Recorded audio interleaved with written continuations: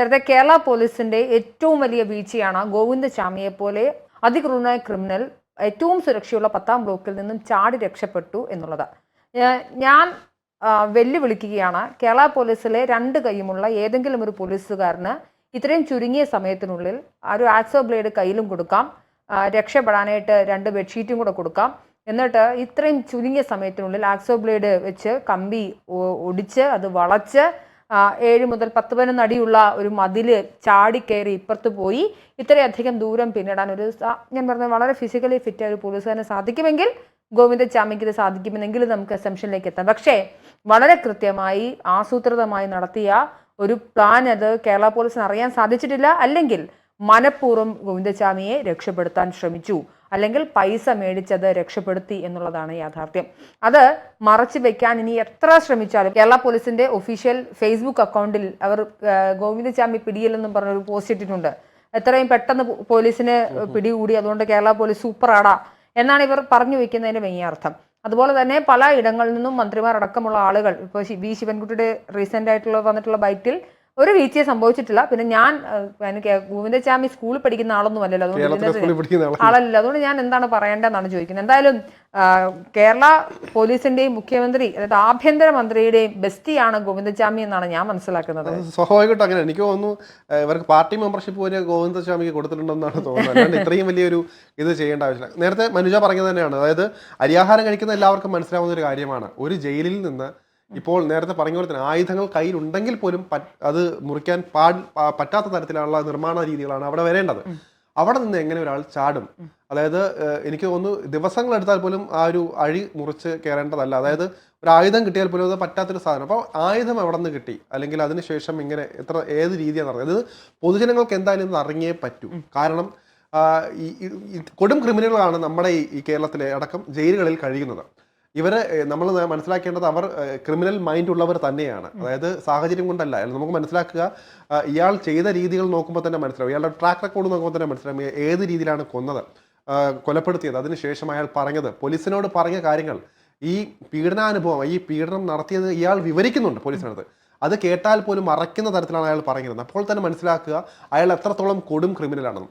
അയാളെ പോലുള്ളവർ സമൂഹത്തിലേക്ക് ഇതുപോലെ രക്ഷപ്പെട്ട് വന്നു കഴിഞ്ഞാൽ എന്തായിരിക്കും നടക്കാൻ പോകുന്നത്? അതുകൊണ്ട് തന്നെ പൊതുജനങ്ങൾ ഇത് അറിയേണ്ടതുണ്ട്. അത് കൃത്യമായിട്ട് പോലീസ് പറയും. ഇപ്പം നമുക്ക് മാധ്യമങ്ങൾക്കായാലും ആളുകൾക്കായാലും ജയിലിനകത്ത് എന്താണ് നടന്നറിയാൻ പരിമിതികളുണ്ട്. പക്ഷേ അത് അറിയിക്കുക തന്നെ വേണം. അത് കാരണം നമ്മുടെയൊക്കെ നേരത്തെ പറയുന്നത്, നമ്മുടെയൊക്കെ നികുതി അടച്ചാണ് ഇവനൊക്കെ തീറ്റിപ്പോറ്റി ഇവനൊക്കെ നിർത്തിയിരിക്കുന്നത് ഇവനൊക്കെ. അപ്പോൾ അതുകൊണ്ട് തന്നെ അത് എങ്ങനെ അവിടെ നിന്ന് രക്ഷപ്പെട്ടു എന്നത് കൃത്യമായിട്ട് അറിയിക്കണം. ഇതിൽ നിന്ന് നേരത്തെ പറഞ്ഞ പോലെ തന്നെ പിണറായിയിലേക്ക് വിരലുകൾ ചൂണ്ടിയാൽ പോലും, അല്ലെങ്കിൽ ആ സർക്കാരിലേക്ക് ആഭ്യന്തര വകുപ്പ് കൈകാര്യം ചെയ്യുന്ന പിണറായിയിലേക്ക് സംശയമുനകൾ നീണ്ടാൽ പോലും അതിൽ തെറ്റില്ല. ഒന്ന് ആലോചിക്കും ഇവിടുത്തെ സമീപനങ്ങൾ എത്രത്തോളം. പ്രതികളെല്ലാം തന്നെ ഇപ്പൊ നേരത്തെ പറയുന്നത് ഊട്ടി നൽകിയിട്ട് അതുപോലെ തന്നെ അവരെ രക്ഷപ്പെടാൻ പരോൾ നൽകുന്നു.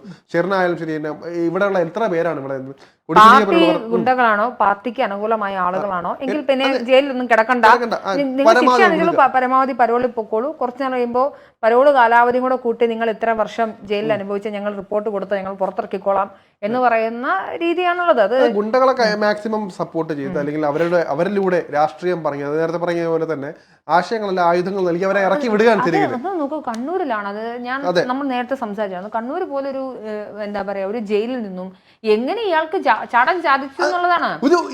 ഒന്ന് ആലോചിച്ച് നോക്കുക, ഈ ഒരു സംഭവം ഒരു ഡ്രാമയാണെന്ന് നടന്ന് ഒന്ന് ആലോചിച്ച് നമുക്ക് തെറ്റ് പറയാൻ പറ്റുമോ? അതായത് കണ്ടെത്തിയതും പോലീസല്ല.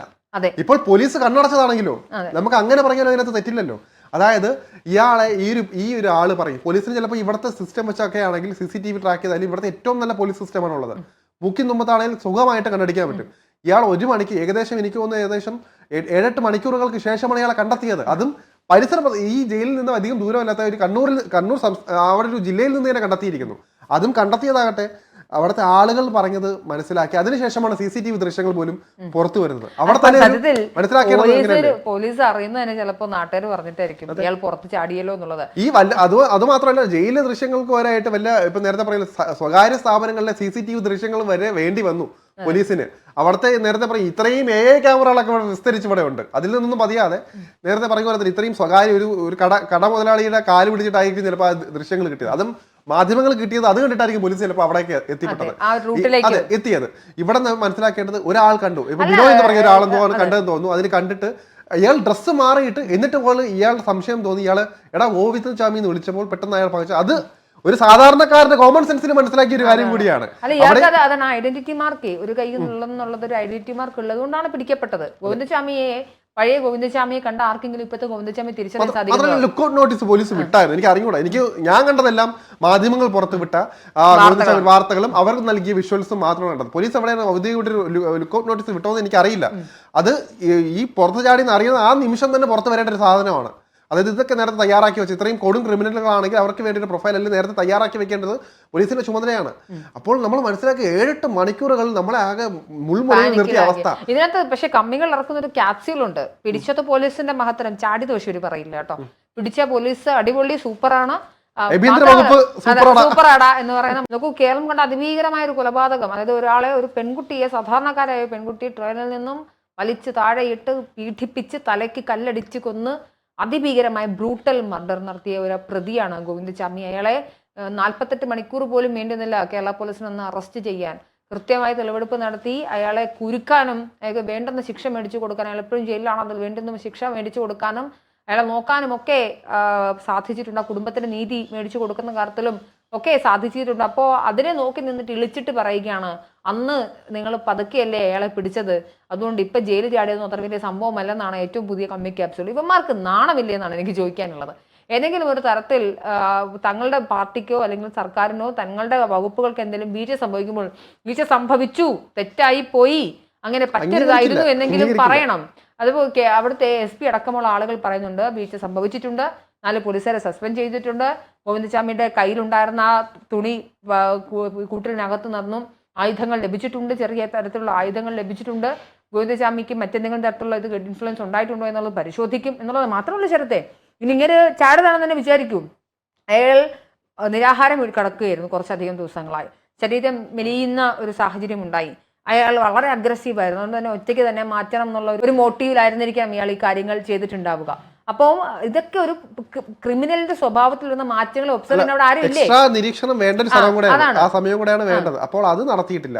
അപ്പോൾ ഈ രീതിയിലൊക്കെ നോക്കുമ്പോഴാണ് ഒന്നും മനസ്സിലാവാത്തത്. ഇപ്പോൾ ഒന്നാമത്തെ കാര്യം മനസ്സിലാക്കേണ്ടത് മുഖ്യമന്ത്രിയുടെ നാട്ടിൽ, അതായത് മുഖ്യമന്ത്രിയുടെ നാട്ടിൽ തന്നെ മറ്റ് വികസന പ്രവർത്തനങ്ങൾ കൂടുതലുണ്ട് എന്ന് പറഞ്ഞ വടക്കേ മലബാർ ആ ഒരു പ്രദേശത്ത് ഇങ്ങനൊരു സംഭവം, അതായത് അവിടുത്തെ ജയിലുകൾ നമ്മൾ മനസ്സിലാക്കേണ്ടതാണ്. കൊടും ക്രിമിനലുകൾ വാഴുന്ന സ്ഥലം. അപ്പോൾ അവിടെ നിന്ന് ജയിലിൽ നിന്ന് ചാടുമ്പോൾ അപ്പോൾ അതിൻ്റെതായ ഒരു സുരക്ഷ ഇത്രയേ ഉള്ളൂ. സുരക്ഷ എന്ന് നമ്മൾ മനസ്സിലാക്കേണ്ടതുണ്ട്.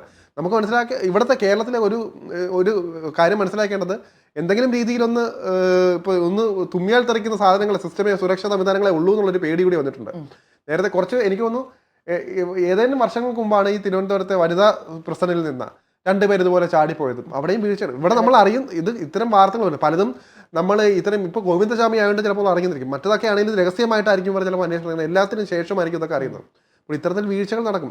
ഇപ്പോൾ എന്നാൽ പോലും നേരത്തെ പറയുന്ന പോലെ തന്നെ ഇത് അറിഞ്ഞുകൊണ്ട് നടന്ന ഒരു പ്ലാൻഡ് ആയിട്ടുള്ള സംഭവം തന്നെയാണെന്ന് തന്നെ വിശ്വസിക്കാനാണ് ഇപ്പോഴും മനസ്സിലായത്. ഇതിനകത്ത് വീഴ്ച എന്ന് പറയാൻ പറ്റില്ല. അതല്ല, കേരള പോലീസ് അങ്ങനെ തെളിവുകളൊക്കെ ഉണ്ടാക്കാൻ വളരെ മിടുക്കരാണ്. കേരള പോലീസ് നല്ല എല്ലാ പോലീസുകാരും അവർക്കാവുന്ന രീതിയിൽ മഹസർ എഴുതാനും അവർക്കാവുന്ന രീതിയിൽ സാക്ഷ്യപത്രം എഴുതാനും അവർക്കാവുന്ന രീതിയിൽ FIR എഴുതാനും ഒക്കെ നല്ല മിടുക്കരായുള്ള ആളുകളാണ്. അതൊക്കെ നമുക്ക് മാധ്യമപ്രവർത്തകർക്ക് വളരെ വ്യക്തമായി അറിയാം. അത് ഗോവിന്ദസ്വാമി ചെയ്തതാണോ അല്ലയോ എന്നുള്ളത് എന്തായാലും കുറച്ച് ദിവസങ്ങൾക്കുള്ളിൽ അറിഞ്ഞാൽ പോലും നമ്മൾ അറിയുന്നതായിരിക്കില്ല എന്നാണ് സത്യം. അത് ഉറപ്പായിട്ടുള്ള കാര്യം. നേരത്തെ പറയുന്നത് തന്നെ ഇവിടെ പരസ്യമായിട്ടൊരു ഓഡിറ്റിംഗ് ഒന്നും നടക്കാൻ പോകുന്നില്ല. അതായത് ഇപ്പം സാധാരണക്കാർ ജയിലിനകത്ത് ഇപ്പൊ എന്താണ് നടക്കുന്നത് മനുഷ്യക്ക് ഇപ്പൊ അറിയാനാണ്. ഇപ്പൊ ഏതൊരു മാധ്യമ ഇപ്പൊ കോടതിക്ക് പോലും അറിയാൻ പരിമിതിയുണ്ട്. കാരണം ജയിലിനകത്ത് അവർ തീരുമാനിക്കുന്നത്, അവിടെയുള്ള മനുഷ്യരാണ് തീരുമാനിക്കുന്നത് അവിടെ എന്താണ് നടക്കുന്നത്, എന്താണ് സംഭവിച്ചത്, പുറം ലോകം അറിയില്ല. നമ്മൾ മനസ്സിലാക്കേണ്ട ഒരു കാര്യം, ഗോവിന്ദസ്വാമിക്ക് തന്നെ എത്രത്തോളം പീഡനങ്ങൾ കിട്ടിയിട്ടുണ്ടാവും നമ്മൾ പറയാം. അതായത് ഇങ്ങനെ ഒരു കേസുമായിട്ട് ബന്ധപ്പെട്ട ഒരു കുട്ടികളെ പീഡിപ്പിച്ചാൽ അവർക്ക് നല്ല രീതിയിൽ അവിടെ നിന്ന് നല്ല രീതിയിൽ താങ്ങ് കിട്ടും. അവിടുത്തെ പ്രസൻസിന് അല്ലെങ്കിൽ അവിടെ സഹതടവുകാരന് നല്ല രീതിയിൽ കൊടുക്കും. അത് മറ്റൊരു കാര്യം. അത് എത്ര പേർക്ക് അറിയാമെന്നറിയില്ല. അതുപോലെ തന്നെ ജയിലിനകത്ത് എന്ത് നടന്നാലും നമ്മൾ അറിയാൻ പോകുന്നില്ല. നമ്മൾ അഫാന്റെ വിഷയം വന്നപ്പോൾ കൂടുതൽ ചർച്ച ചെയ്തതാണ്. അതായത് ഒന്ന് മനസ്സിലാക്കുക, ഏറ്റവും സുരക്ഷിതമായ സ്ഥലമാണ്. അവിടെ അഫാന് എത്തിപ്പിടിച്ച് ഒരു തുണി കൊണ്ട് കഴുത്ത് മുറുക്കാൻ പറ്റുക അഫാൻ ആണെങ്കിൽ എങ്കിൽ പോലും അത് വീഴ്ചയാണ്. ഒരാൾക്ക് എത്തിപ്പിടിക്കാൻ രീതിയിലാണെങ്കിൽ അയാൾക്ക് ആത്മഹത്യ ചെയ്തെങ്കിൽ അതിന് എന്ത് സമാധാനം പറയും. അതുപോലെ തന്നെ ഇയാൾക്ക് എവിടെ നിന്ന് ഇപ്പോൾ ഗോവിന്ദസ്വാമി ചാടിയെന്നിരിക്കട്ടെ, ആയുധം കിട്ടിയില്ലേ, അപ്പോൾ അത് എവിടെ നിന്നാണ് കിട്ടിയത്? അപ്പോൾ അത് വീഴ്ചയല്ലേ? അത് അവിടെ സുരക്ഷാ വീഴ്ചയാണ്. അങ്ങനെ ഏത് രീതിയിൽ നോക്കിയാലും ഇതിനകത്ത് ഒരു തരത്തിൽ പോലും ഇതിനകത്ത് പോലീസിന്റെ തലയിൽ കെട്ടിവെച്ചിട്ട് വരണമെങ്കിൽ ആഭ്യന്തര വകുപ്പിന് പറയാം പോലീസിനെ വീഴ്ച. പക്ഷെ ഒരിക്കലും അതിനകത്ത് മാറി നിൽക്കാൻ പറ്റില്ല. കാരണം ആഭ്യന്തരമാണ് പോലീസിനെ കൈകാര്യം ചെയ്യുന്നത്, ആഭ്യന്തര വകുപ്പാണ് കൈകാര്യം ചെയ്യുന്നത്. അവിടുത്തെ സിസ്റ്റങ്ങൾ പോലീസിന് അവരുടെ പോരായ്മകൾ കുറിച്ച് ആഭ്യന്തര വകുപ്പിനോടായിരിക്കും പരാതിപ്പെടുന്നത്. അപ്പോൾ അതൊക്കെ കൃത്യമാക്കി അതിനകത്തൊരു പരിഹാരം കണ്ടെത്തേണ്ട ഒരു ചുമതല ആഭ്യന്തര വകുപ്പിനാണ്. അത് വഹിക്കുന്ന പിണറായി വിജയനാണ്. അതുകൊണ്ട് തന്നെ ഉത്തരം നൽകേണ്ടത് പിണറായി വിജയൻ തന്നെയാണ്. അത് ചോദ്യങ്ങൾ വരുമ്പോഴത്തേക്കും അവിടെ ഒരു തരത്തിലും അവിടെ നേരത്തെ പറയില്ല പഴഞ്ചൻ രീതിയിലുള്ള ചിരിച്ചു തള്ളി പോകേണ്ട ഒരു ആവശ്യമില്ല. കൃത്യമായിട്ട് മറുപടി കിട്ടിയേ പറ്റൂ. ഇത് ജനങ്ങളുടെ ജീവിതത്തിന് പോലും ബാധിക്കുന്ന ഒരു വിഷയമായി മാറേണ്ട ഒരു വിഷയം തന്നെയായിരുന്നു. അത് നേരത്തെ പറയൂ ഭാഗ്യം കൊണ്ട് മാത്രം, അതായത് ഭാഗ്യം കൊണ്ട് മാത്രം അയാളെ പിടികൂടിയതെന്നാണ് ഇപ്പോൾ നമ്മൾ മനസ്സിലാക്കേണ്ടത്. എന്തായാലും ഇതിന് ഉത്തരം കിട്ടുക, അതായത് ഇവിടെ കിടന്ന് ന്യായീകരിച്ച് മെഴുകിയാലൊന്നും തന്നെ ഇതിനകത്ത് ആളുകൾക്ക് അതൊന്നും സിവിൽ സെൻസ് ഉള്ള നാട്ടുകാരുണ്ടായത് കേരള പോലീസിന്റെ ഭാഗ്യം.